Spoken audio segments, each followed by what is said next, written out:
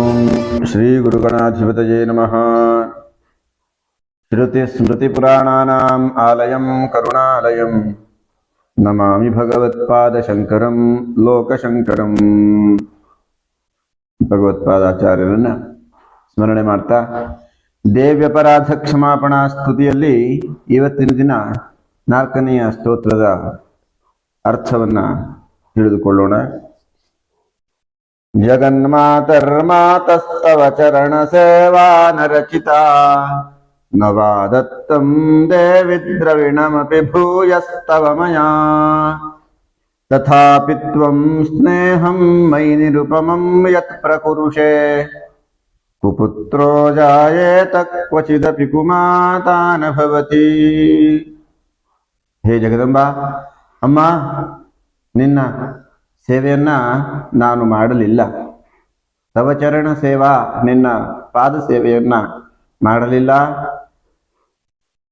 ನವಾದತ್ತಂ ದೇವಿ ದ್ರವಿಣಮಪಿ ಭೂಯಸ್ತವಮಯ, ವಿಶೇಷವಾಗಿ ದ್ರವ್ಯಾದಿಗಳನ್ನ ದಾನ ಮಾಡುವಂತಹದ್ದನ್ನು ನಾನು ಮಾಡಲಿಲ್ಲ. ಹರಿದ್ರ ಕುಂಕುಮಾದಿ ಅರ್ಪಣೆಯನ್ನು ಮಾಡಲಿಲ್ಲ. ಆದರೂ ಕೂಡ ತಥಾಪಿ ತ್ವಂ ಸ್ನೇಹಂ ಮೈ ನಿರುಪಮಂ, ನಿನ್ನ ಒಂದು ಪ್ರೀತಿ, ನಿನ್ನ ಒಂದು ಸ್ನೇಹ, ನಿನ್ನ ಒಂದು ವಾತ್ಸಲ್ಯ ಎನ್ನುವಂತಹದ್ದು ಪುತ್ರನ ಮೇಲೆ ನಿರುಪಮಂ ಅಂದ್ರೆ ಅದಕ್ಕೆ ಸರಿಸಾಟಿಯೇ ಇಲ್ಲ.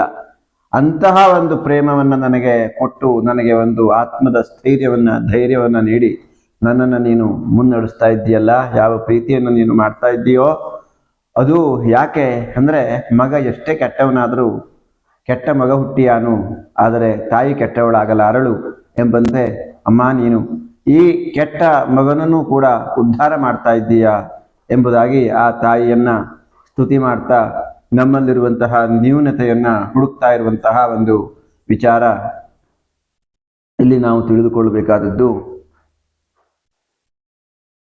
ಆ ದೈವಿ ಶಕ್ತಿ ಎನ್ನುವಂತಹದ್ದು ಅಪಾರ.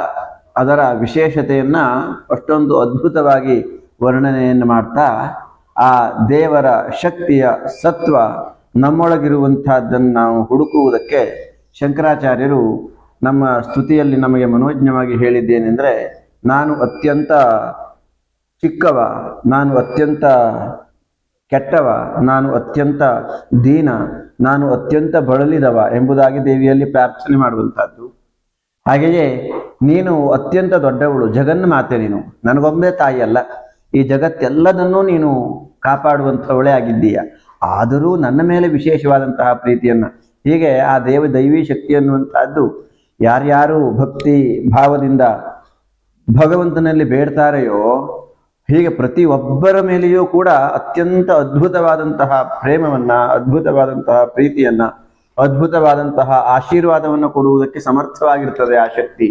ಆ ಶಕ್ತಿಯ ವಿಶೇಷತೆ ಅಣೋರಣೀಯಾನ್ ಮಹತೋ ಮಹೀಯಾನ್ ಎಂಬಂತೆ ಅಷ್ಟೊಂದು ಸರ್ವವ್ಯಾಪಕವಾದಂತಹ ಒಂದು ದಿವ್ಯ ಶಕ್ತಿ ಆ ಜಗಜ್ಜನನಿ ಎಂಬುದಾಗಿ ಆ ದೇವಿಯಲ್ಲಿ ಪ್ರಾರ್ಥಿಸುವಂತಹ ಪರಿ ಅತ್ಯಂತ ಅದ್ಭುತ ಅಂತಹ ಆ ಮಹಾಮಾಯೆ ಜಗದೀಶ್ವರಿ ರಾಜರಾಜೇಶ್ವರಿ ಅಮ್ಮ ನಮ್ಮೆಲ್ಲರಿಗೂ ಕೂಡ ಆಯುರಾರೋಗ್ಯ ಐಶ್ವರ್ಯಾದಿಗಳನ್ನು ನೀಡ್ತಾ ನಮ್ಮ ಜೀವನದಲ್ಲಿ ಸನ್ಮಾರ್ಗದಲ್ಲಿ ಸಮೃದ್ಧಿಯ ನಡೆಯನ್ನು ನೀಡಲಿ ಎಂಬುದಾಗಿ ದೇವಿಯಲ್ಲಿ ಪ್ರಾರ್ಥಿಸೋಣ.